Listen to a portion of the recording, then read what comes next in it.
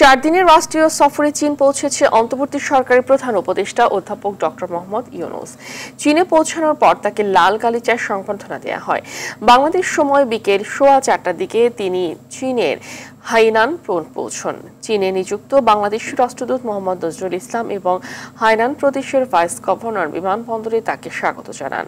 28শে March বেইজিংয়ে চীনের president Xi Jinping এর সঙ্গে দ্বিপাক্ষিক বৈঠকে বসবেন doctor Yunus.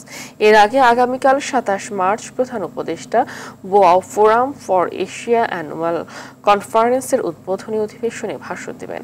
Doctor Yunus 29 March সকালে পিকিং বিশ্ববিদ্যালয়ে একটি বিশেষ অনুষ্ঠানে যোগ দেবেন এবং সেদিন রাতে বাংলাদেশের উদ্দেশ্যে রওনা দেবেন। বাংলাদেশ ও চীনের মধ্যে দ্বিপক্ষীয় সহযোগিতা আরও জোরদারের পাশাপাশি বেইজিং সফরের মধ্যে 6 থেকে 8টি সমঝোতা স্মারক সই হওয়ার সম্ভাবনা রয়েছে।